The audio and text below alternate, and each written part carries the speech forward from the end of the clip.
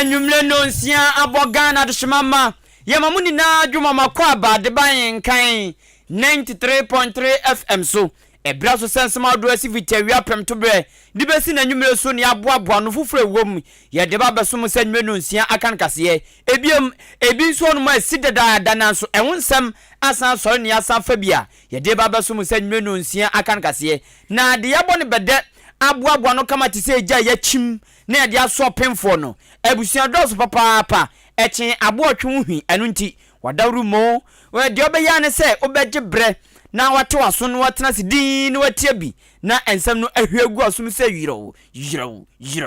ensem ade nam no de obetie bi ene se aban afa adwen se afi wo mbedua nua empem edu ewo man mu Abusia sa mene wo kasei enipa maku edubia kemu ewasoye abomo hwa ensase ensemso Ghana Health Service for the krata babonten kira Lassa fever yade na ayi ni tina nsan ya abosome kura maa no na ye nipa mienu ni se nipa maku dumienu so wo manya bi na asoye homo ensase anti ya from Institution of Engineering Technology wama bogana for kokosi yenhye na asha asase woso ebibetimi esi asoye won mo hwe apomdinsam so ewo esikumo dobin bra commence no mu ade atudwa se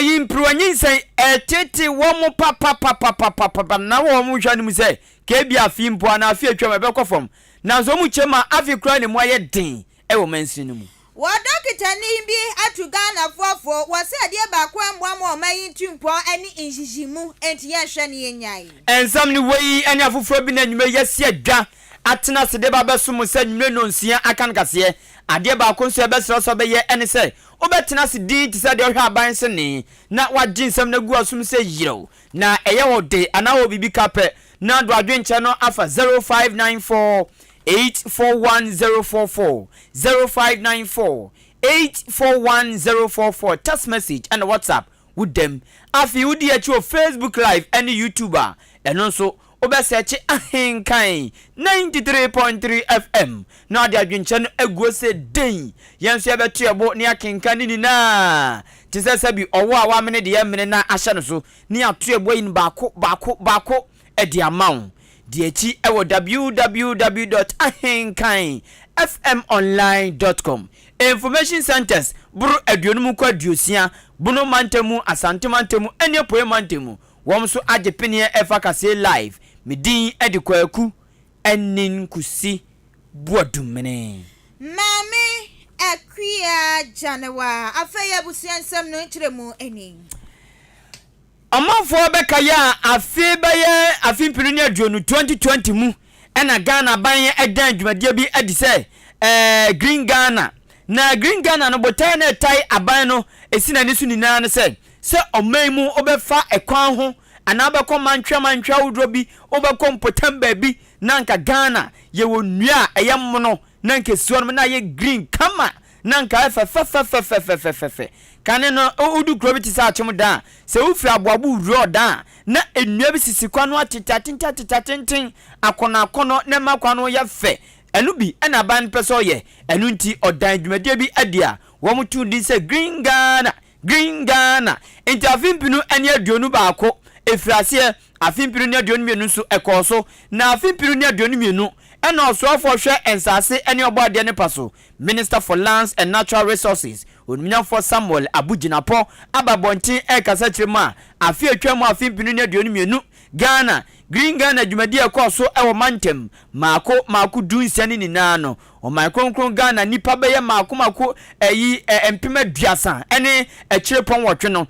yetumi dua enua maako empem aduonu mienu ahansia ne adioson baako ena afi ahansia adiokron ensia 22,671,669 enu ni nua dodo a Ghana ye duae ewo afimpinu ne aduonu mienu ewo Green Ghana project no ase Onumnya for Samuel Abujinapo ede atudwa kirema nyamianum ni kroni de wom disi omani so a wo mo peso mo nsaka efa Green Ghana ho no onyankopon adaroma ekoso papa ene NPP aban omampani nanado etua no adaroma ekoso pa ezan se enisuade uni sankana ba no ampre am wo musika ampe nnua anesi nnua nnua enka beye kwa entwa ho ntade entwa ho che ene de kaka wa enka nya fe enya kono ka nya hwam nso enu ntomo da aban na se papa odumnyafo Samuel Abugina pose afi nso Green Ghana project no ebekoso na ose afi de wo mu hwanu so mbedua empem mako edu 10 million no mu hwanu se wo mbedua e wo man kronkron Ghana mu afi. While protecting the forest, we continued with our aggressive afforestation and reforestation program, including our flagship Green Ghana project. Last year, on the Green Ghana Day, a total of 26,563,607 seedlings were distributed, out of which 24,552,925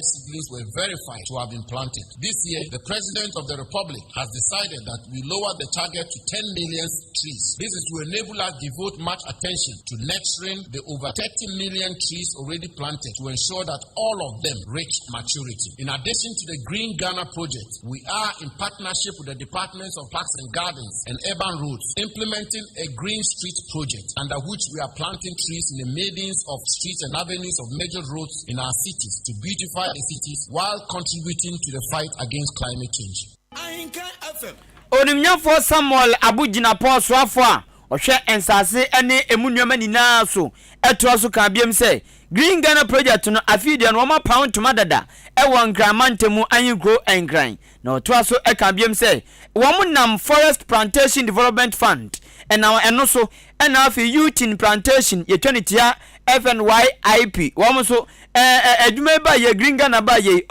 enam youth in plantation so enipa be ye mako aduosun num 75 ana wo mu nya dwuma nyom ne namba bachire enam Green Ghana project nti wo so youth in plantation YIP wo manya dwuma je ama wo so je dwuma sankwan oto so e kan biem se ekoso nti Forest Plantation Development Fund any youth in plantation no wo mu na eboa ma fidia so wo ma bo ntoma wie nti enche e be frase ne adua enua no. The project is currently being implemented in Accra from the Tetekwashi interchange through Shiashi and Oponglo to Legon Presec. It will be scaled up to cover all major roads in Accra and all 16 regional capitals of our country. Under the forest plantation strategy, over 10 million seedlings were produced last year and a total of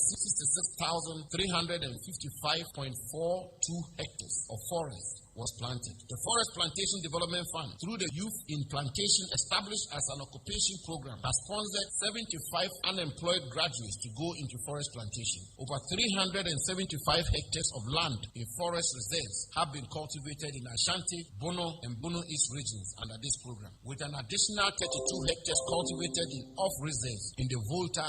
and Oti regions. Wildlife protection and ecotourism.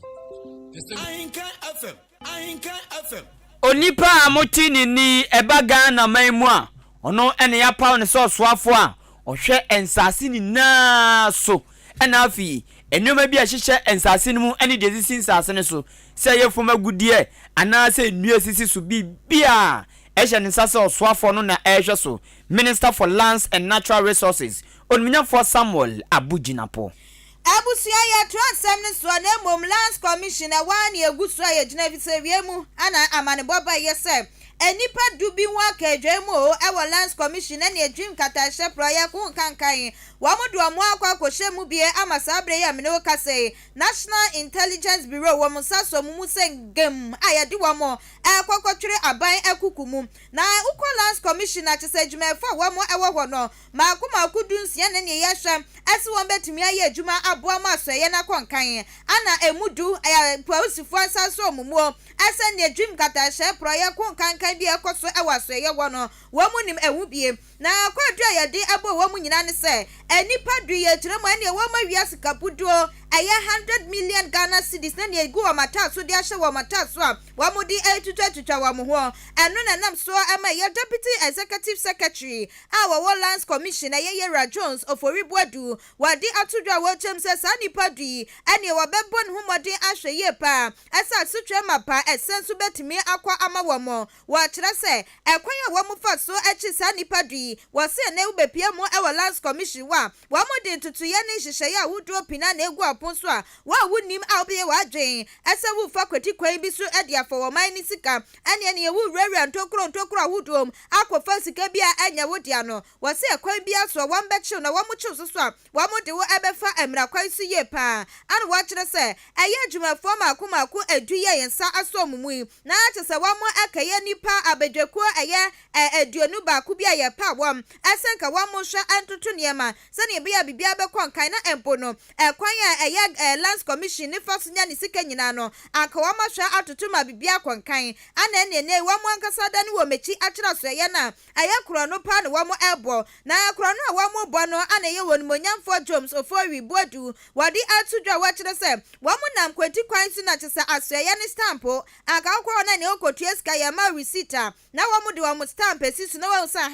lands commission for anso de nie wɔse sa stamp no wɔn nam kwati kwan so ana kyerɛ sɛ wɔn ankasa yɛ bie ɛwɔ mabam ana ekita wɔn wɔ enti wɔn nam ne stamp no yɛ de sisi saa na kyerɛ sɛ sika no ɛko wɔn aksa wɔn botom sika nka wɔsɛ ɛkɔ asoɛyɛ no wɔn wɔse ɛkɔ ɛno ɛne sobo a yɛde abɔ wɔn na wɔkyerɛ mu sɛ ɛsi yɛbɛbɔ wɔn kwadu anase wɔn kwadu ho nsɛm no wɔse egusu egu apon so mpanimfoɔ ɛyɛ ho hyehyɛeɛ enti nipa deɛ wɔntumi ɛnka wɔn asɛm ne mmom nea wɔka ɛnyina ne sɛ ɛwo bepie mu ɛwɔ lands commissioner ɛne kyerɛ sɛ wɔn nkadeɛ ne ɛyɛ machine abodo a wɔn de yɛ adwuma no ɛno na sankrɔfoɔ yi ɛsan so de wɔn nsa ɛkɔka yɛ ɛdane nneɛma bi ɛwɔ mu a sɛ kɛkɔba ne sɛ wɔn wie sika na sɛ wɔn bɔ korɔ no a ɛnyɛ adeɛ saa machine no ɛbɛtumi akyerɛ nti wɔn ankasa fa kwati kwan bi so ana wɔn yɛ wɔn nneɛma ne nsɛm fata wɔn yɛ ne nyinaa ɛwɔ asoɛ wɔn ti wɔkyerɛ sɛ ɛbere ɛkɔ n'anim no wɔn bɛhwɛ ɛsɛ wɔn sa de nhyehyɛeɛ ne ntutuyɛ a wodoɔ ɛbɛgu apon so ɛno ɛbɛbɔ wɔn ho ban yie pa sɛnea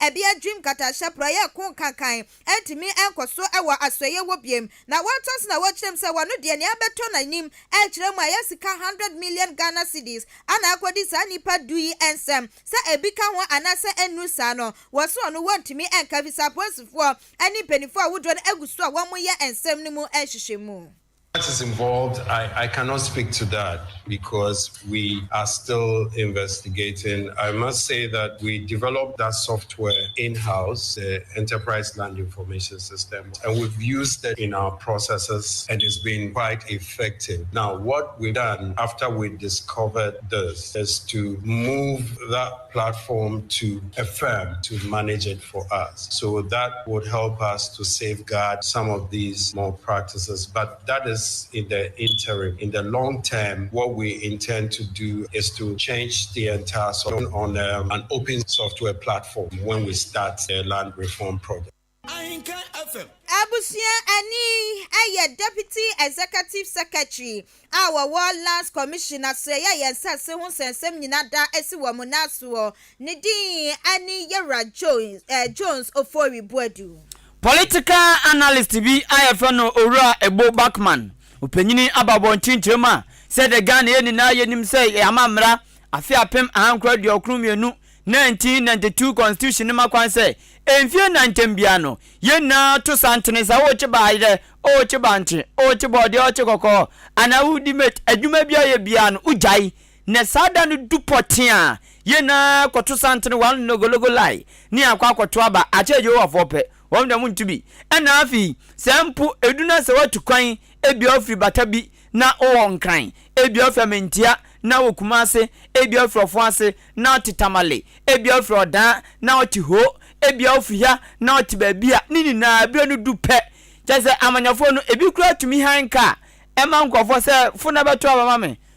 fúnà bẹ́tọ̀ na ẹ̀dí yà mẹ́tẹ̀mẹ́ka na mpampa wọ́n bẹ́ hanka nkọ̀fọ̀ nso bẹ́fọ̀ na ọ̀sán bẹ́tọ̀ abama no owie nso ano ateneka neka no beteno ene se obetena so a afi hwete sam umani kaza kwa brani ko adwuma oze he owura fi so obeto aba no me ha ka ma wana no teneka nini na nkofo bosia twom ena Ghana amanyofo no bi ede ye campaign ede to me oman mu ekoso papa na ade ba kwa amanyofo eye nso ne se wo mutena se din se de emfie ni ko aka tuna brone ato abai na wo matena se din tietie miai ene nampotam na namfom etie de oman no omanfo fam no mu tie de omo fam enti wahwe omanfo nyanyan nkombenya ogefo ho na amanyofo enam enti omo tena se din na mahu afi de ye de campaign be boma ebe boy pa ebi kan wo mo ye ebi nso on mo kan wo mo nye na de wo mo nya ne de eye doso papa we doso pa o de no to nchan a se ebe to ba wo mo suban bi a ema amanyofo na se omanfo no ehun se nipa oba de o tini passe o nipa wo do enu ntima trauma no enu nso bi ni se owo ofufu abonse bi a presidential candidate ti se bia yewura nana adodan kwakufu ado ye ba beto ababri bi oye bi na wayi ni ti bonso bowura ofia fufuo na wudia na no watena se no adi ni kama ena obi nso okọ ba bi onso bi kan banku no akwaje na oka banku tese nnoma awdo we ni na no eye kon a wo fa so ama na ka bibi achewo omanfo ne se ba mi be me ho son mi wa ho brase ntituma mo ate ko tuma mo ate no onso si yo no na sre twamfoni ojiwi a ose he me nanti eka banku ane udufo no maba beji tumi metemeka ampanso beteneka tisani mo weni na no ekoso na eno nam so ama political analyst owura ebo backman na mebo ni din echeza osi afimpinu na dunu na abato a eba no dia amanyofo ni begina so edia nante awesansam agumabru na sum titru ene se wo bom so mbebie enwuma wo mbebie enwuma esanse wo mo se Ghana adwuma ho ya den papa enu to bi nyafa adoma ebom se kwen no bia dimrika ade okwakopa adwuma so bi fa safety pin no de boadem kwa no bia dimrika ade ono so okwakopa adwuma ni bi adwuma ho ya den papa sabre we mu ana se wan hweye ne ehwan nkoto fiepe monso utim na fa utim afi na kasa esan se adwuma ho ayeden enu nti owura ebo backman se amanyofo no ade omu begina so e de aye campaign e wa fimpinu ne donu nan ene se won beka so ye ba ebebie nwuma na so osini na no ebi wonu ma e ya danko daadado nti otuma blu no fo se ebre no tu na wo mu nyaba wo mu nchen ekwanfo wo mu tutom de ba ekwan ya nya wo mu tutom de ba light eni krom wo mu tutom de ba eyi hospital wo mu ni bi wo mu tutom de ba ebe kansem guma sum se an ye ba ye bebie nwuma ya no adwen hu mienu sanse wiase ye se odwen papa no na odwen bone eno nsu okan se job creating is going to be the major issue in the next election. It's going to be the front page of the next election. Ghana's major problem now. So the youth want to know is about your word, and your word go with your credibility. So when original platform is our person, the credibility of the person as good as it's from the academy platform. So the youth and Ghanaians in general believe you or not to believe you. And why would they believe? They will go back and look at your track record. So they will ask them, and now and also ba banani wan ka say aye BPA or sure there able to create a juma edam ba kuni dana ana wo bishina e show kakra meyen is it directed towards job creating ana so they look at your track record. Ahenkan FM owura ebo backman ena okasa o chemu sa no say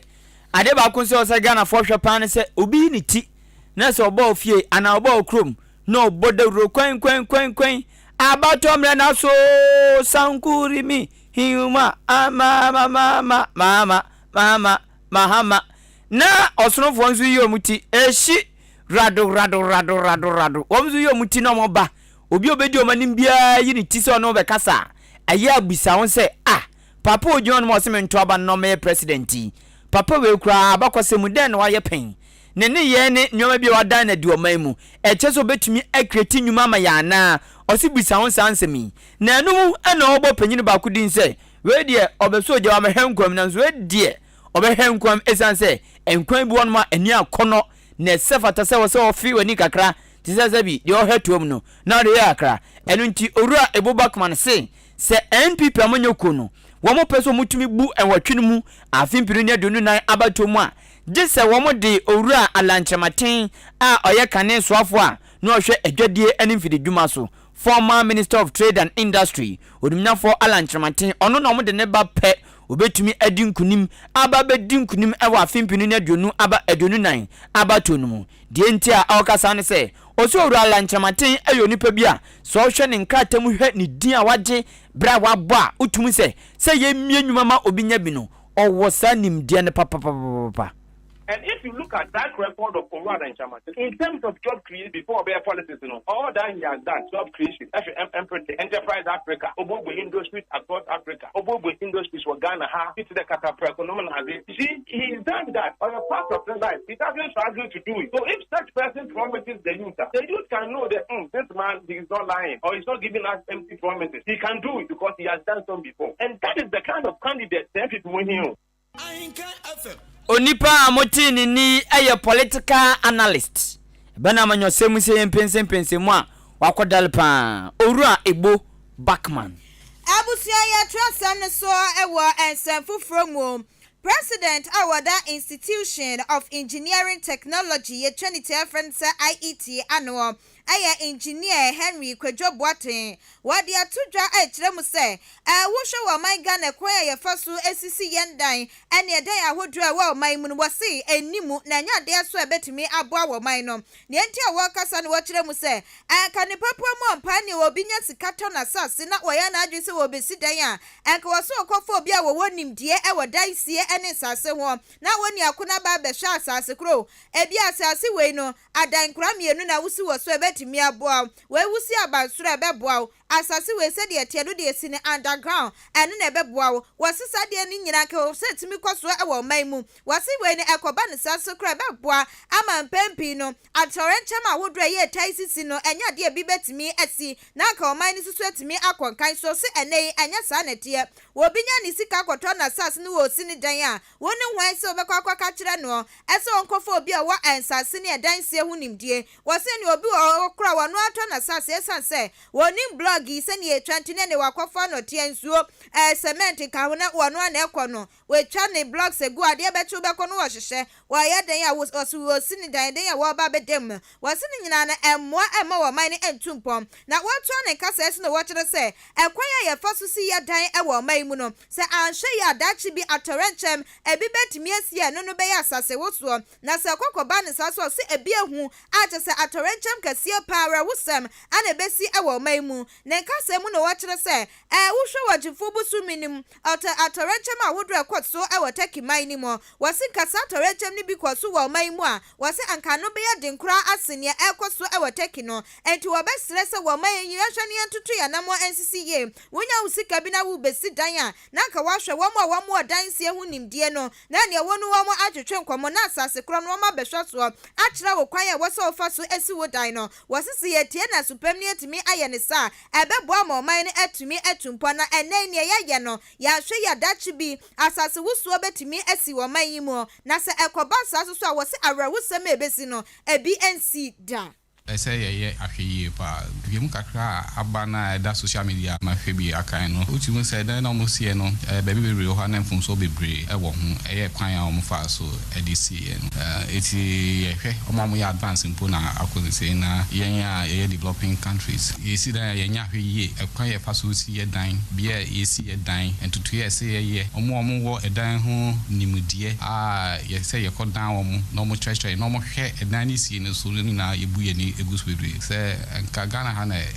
FKKC ya nka atwere nchema ebeba no enye asem ketuwa Ahenkan FM. Abusiani aye president of that Institution of Engineering Technology annual engineer Henry Kwejobwate na wa wie ye ne watros na wachire se kakra wo beka ne se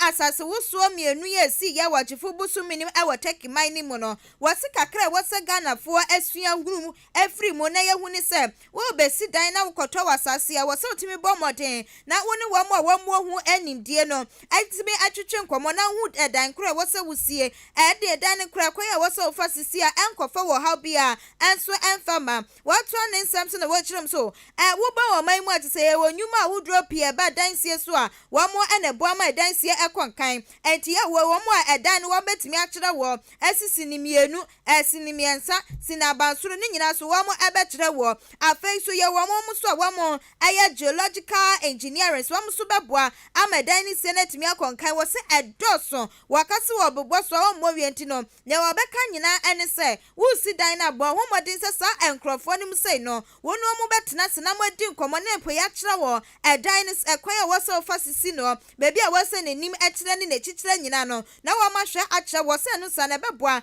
ama wo dan sie no kura ho ebeto wan so si dan ni wia wan so betimi so dan die wasi ne kama wo se enu echizi so no enya de wo how bia ebebre wo man no enya de mpo atorentwa bi eba se kwakosi a ano ebia den se ne ene wo ka no no enti wo besre so wo bibia obesi ne dan no wo hwe no wo fa ekwan paso ensi Addition, I say, if you individuals, Yamiadom, we are bomb and some cacra, say, I'm pe baby, Omuti, a betuono. Say, Bass, Omu, a young woman, the basic dia. Any morning dinner, you'll be brave or memoha. Regulatory bodies, no, a licensing inti mestre, so Ubie, a see dia, Nas or Jumedia, etisana. I am more than some professionals, no, normally professionals. Now, could you make a son, Yanya and Tessa, because who see dia, a ben baby, quick prona ye woni ema bi ide tutu akwam tembia no se amu designer ya hwe asase no na hoɔden so se BBC a se ne betimi edan betimi agina se hwe mu nyina ye ansa na ye design dan no they were structural engineers geological engineers ni engineers ahofra mu nyina de omadwen kɔ bankro mu na mo ye hwe mu mu hu asase no se ne tie ne ekwan ya befa so ai obesi a BBC a intimi enwiri